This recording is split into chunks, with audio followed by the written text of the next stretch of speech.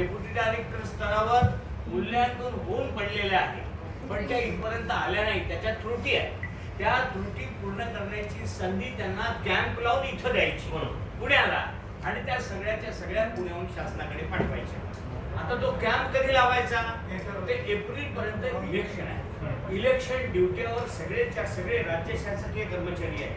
त्यामुळे 1 मे पासून तारीख ठरवायची. एक ॲडिशन त्याच्यात फक्त करा, जे पत्र जातील त्याच्यामध्ये असणाऱ्या त्रुटी लिखित स्वरूपात प्रत्येकाला त्याची पूर्तता करा. पुढे सांगतो ना, तो कॅम्प कधी लावायचा आहे? 1 मे पासून. 1 मे पासून तर 15 मे पर्यंत कॅम्प इथं लावू पुण्याला. त्या लोकांची इथे त्यांना बोलावून अधिकाऱ्यांना हा सगळा मुर्दा इथंच गाडायचा. लक्षात. 1 नंबर 2, त्रुट्या तुम्हाला लेखी स्वरूपात डायरेक्टर प्राथमिक, डायरेक्टर माध्यमिक आणि उच्च माध्यमिक यांनी त्या त्या शाळेला लेखी स्वरूपात कळवायच्या. कॅम्पची तारीख कळवायची आणि त्या कॅम्पमध्ये त्या दिवशी तिथला हेडमास्टर किंवा बाबू कोणी इथे ती त्रुटीची पूर्तता करून येईल इथे, आणि अधिकारी पण जिल्ह्याची इथे येतील. इथंच त्याला पात्र अपात्र काय आहे त्याचं समाधान करून त्याच्या हाती लेखी निर्णय तिथंच द्यायचा. ज्यांच्या त्रुट्या नाहीत त्यांचं काय साहेब?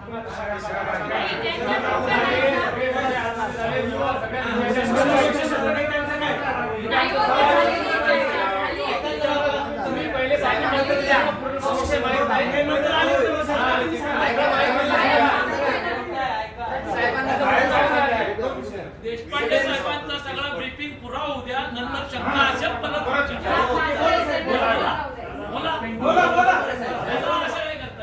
या संदर्भात या निर्णयाची बद्दल तुम्हाला काही प्रॉब्लेम आहे का? ज्यांच्या त्रुट्या नाहीच आहे ते तर जातीलच, त्यांचा काही प्रॉब्लेम नाही ना. ज्यांच्या त्रुट्या आहेत त्या दुरुस्त करायच्या.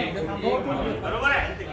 दुसरा निर्णय असा झाला की 5,972 नैसर्गिक बिबट्यांच्या संदर्भात शासनाकडे एक पत्र जाईल आज, जे आमच्या मार्फत जाईल. बरं, उद्या पण उद्या पण लवकर काढा. हो ठीक आहे. असं ते पत्र निघेल शासनासाठी, लक्षात. आणि एक पत्र मानवतेच्या दृष्टिकोनात एक पत्र निघेल की डेप्युटी डायरेक्टर कडे या 5,972 ची सगळी माहिती रेडी करायची. ठीक. अजून तिसरा निर्णय